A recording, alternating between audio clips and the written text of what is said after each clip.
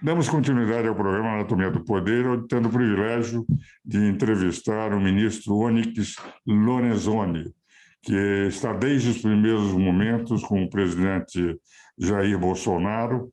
E como eu faço em todo o programa, ministro, eu sempre ofereço um livro.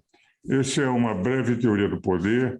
O prefácio é do Ney Prado, falecido Ney Prado, que foi da comissão, secretário-geral da comissão Afonso Arinos, durante o período constituinte, e o pós-fácio também de um falecido amigo, que era da Academia Brasileira de Filosofia, o professor Paim, grande filósofo brasileiro, mas eu vou lhe mandar o livro amanhã mesmo por SEDEX. Muito obrigado, viu? Mas, o ministro, nós estamos falando sobre as realizações do governo. E eu gostaria que o senhor continuasse falando, porque para o nosso telespectador conhecer aquilo que continua sendo matéria secreta na imprensa tradicional. Bem, professor, eu falava aqui da preocupação que tem neste momento, né, o governo do presidente Bolsonaro, já que a empregabilidade com carteira assinada, ela vem crescendo, como eu já falei, esse ano, 2,2 milhões, e eu espero no dia 26, quando vai ser anunciado o novo CAGED, que a gente consiga virar a casa dos 2,5 milhões de empregos gerados só num ano, e lembrar que nos últimos 2 anos e meio do governo da presidente Dilma, foram esterilizados, exterminados no Brasil exatamente 2,5 milhões de empregos, sem pandemia alguma, né? Apenas pelas decisões equivocadas. Bom, mas eu falava de que, se por um lado, no emprego formal, nós avançamos da forma como eu relatei, do outro lado, nós temos a informalidade, que é algo que precisa ser olhado com muita atenção, porque na informalidade está uma parcela da sociedade brasileira que tem uma série de dificuldades. A primeira delas, o jovem, para obter o seu primeiro emprego, ele precisa que alguém abra a porta para ele. E se ele tem baixa qualificação e se ele não teve uma experiência, qualquer que seja no mundo do trabalho, dificilmente essa porta vai ser aberta.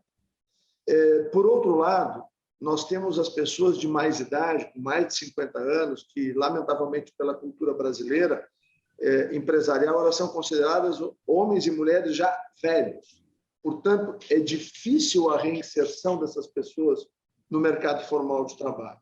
Então, com esse olhar, nós estamos trabalhando para que existam programas de ocupabilidade, ou seja, as empresas ou as prefeituras seriam estimuladas através de programas para que elas ofereçam uma vaga, a pessoa trabalha um turno do dia, recebe lá seu meio salário, ela vai ter vale transporte, vale refeição, ela vai ter um seguro de acidentes pessoais e durante cada turno de 6 meses ela é obrigada a fazer um curso de qualificação através do Sistema S, do SEBRAE, do SESC, do SENAI ou do SENAC, dependendo onde esteja localizada a cidade ou a empresa.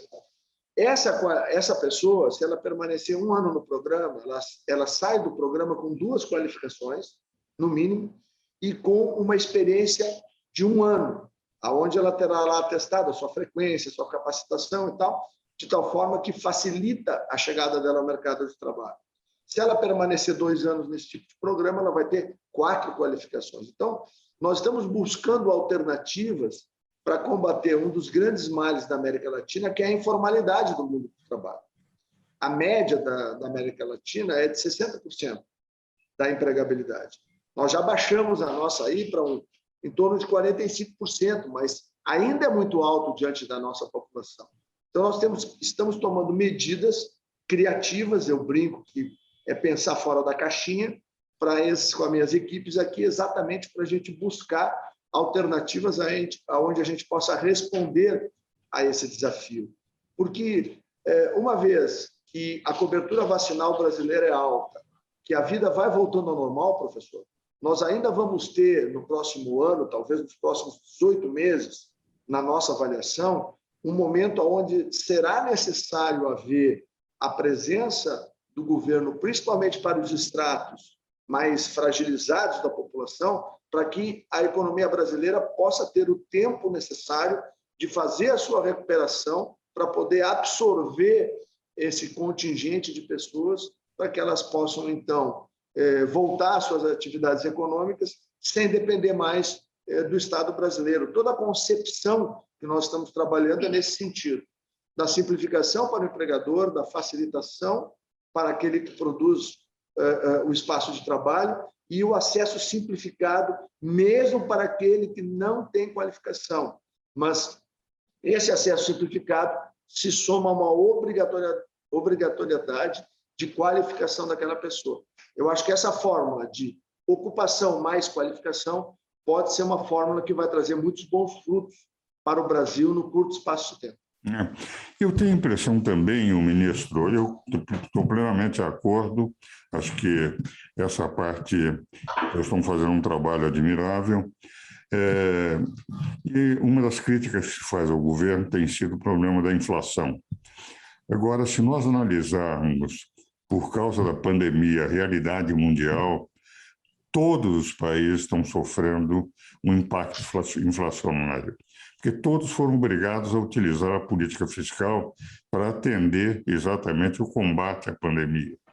Esse processo de que só com política monetária seria possível combater a inflação, no mundo inteiro não é o que está acontecendo. Os Estados Unidos tiveram, no mês passado, 5,2% de inflação, o que nos Estados Unidos é inaceitável, porque demonstrando que não é a política do sistema da Reserva Federal americano que vai solucionar. Mas eu tenho a sensação que as medidas que são tomadas, nós vamos sair do processo de dominação fiscal para um processo, de novo, de política monetária do Banco Central, e talvez, pela impressão que eu tenho, nós vamos ter, já no mês que vem, o início da redução dos índices inflacionários, trazendo abaixo de 2 dígitos a inflação brasileira. É essa a impressão correta minha ou não procede, ministro? Não, os esforços todos, né, estão sendo feitos exatamente nessa direção.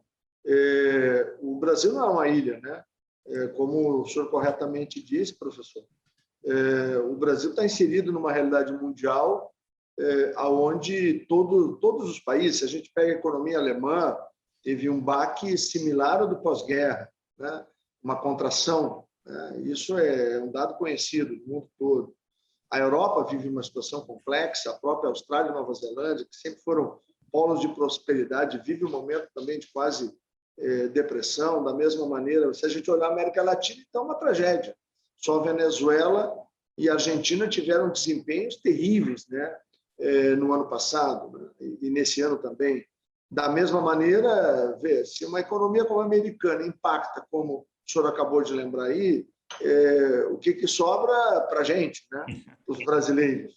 Então, a gente tem que ter clareza também de que decisões que nós tomamos no ano passado, como o senhor disse corretamente, professor Ives Gandra, viraram mantras na imprensa, né? De que, bom, a saúde em primeiro lugar e a economia a gente vê depois. Não é assim. Nós estamos pagando a conta disso. Nós tivemos aí milhares de cidades fechadas por 60, 90 dias sem ter um único caso de Covid. Por quê? Porque a imprensa, os médicos receitavam, os jornalistas receitavam, os jornalistas prescreviam o que as cidades, os estados e o Brasil deveria fazer. E realmente todos nós enfrentamos aqui, o governo enfrentou uma campanha e ainda enfrenta difamatória, né, a ponto de, em muitos momentos, parcelas importantes da sociedade dar ouvidos à tese de que o responsável pelos óbitos no Brasil é uma única pessoa, que é o presidente. Quer dizer, no mundo todo, né, 94 milhões de pessoas adoeceram dessa doença, né? O mundo já perdeu milhões de vidas, que a gente lamenta cada uma delas. Agora, o único lugar do mundo onde a culpa é do presidente é aqui no Brasil. E um presidente ainda que deu exemplo para o mundo. Aquilo que eu falei na abertura do programa, em março de 2020, ele dizia que precisava equilibrar saúde com emprego, renda e alimentação, para que as pessoas pudessem combater. A Organização Mundial da Saúde, através do diretor-presidente Tedros Adhanom, ele foi reconhecer e disse as mesmas palavras do presidente Bolsonaro, mas só que em agosto. Ou seja, o presidente viu com 5, 6 meses de antecedência o que precisava ser feito. E o Brasil hoje sofre, é um dos países que tem o menor impacto dessa crise mundial, exatamente pelas atitudes que nós tomamos aqui, né? Ah, bom, mas o jeito de falar, a forma de se portar, a verdade crua que ele muitas vezes usa, bom, mas aí nós estamos falando de jeito, de estilo, de característica. Nós não estamos falando de caráter, porque o caráter dele é o caráter de servir o Brasil. Nós não estamos falando de princípios e valores. Os princípios e valores dele são a liberdade de imprensa, a liberdade de expressão, a liberdade do ser humano, o respeito ao direito de propriedade, a preservação da família. Estamos falando do quê? Estamos falando de princípios fundamentais de uma sociedade livre e que pode caminhar para a prosperidade. Então, estas coisas ele fez. Estas coisas que são as decisivas para o presente e futuro das famílias, essas atitudes foram tomadas. E isso incomoda muita gente que gostaria de ver o caos no Brasil para voltar a ter oportunidade eleitoral, professor. Mas o que acontece? A sociedade brasileira mostrou no dia 7 de setembro que ela sabe para onde é que o Brasil está caminhando. Olha, aqueles milhões e milhões de brasileiros irem às ruas com seus filhos pelas mãos, com seus netos, com camiseta da seleção, bandeiras pelo país todo. Nós recuperamos a crença no Brasil e isso é algo que a sociedade brasileira não se esquece. E sabe que tem alguém que disparou esse gatilho, e esse gatilho do bem foi disparado pelo presidente Bolsonaro. Ministro, agradeço muito a sua presença. O tempo é um nosso inimigo no meu programa. Eu continuaria falando aqui indefinidamente com um amigo. Mas assim, os nossos telespectadores passaram a ter uma visão real do que está acontecendo no governo Bolsonaro, aquilo que, infelizmente, não tem sido apresentado pela imprensa clássica. Muito obrigado pela sua presença e, meus caros telespectadores, espero-os novamente no próximo domingo.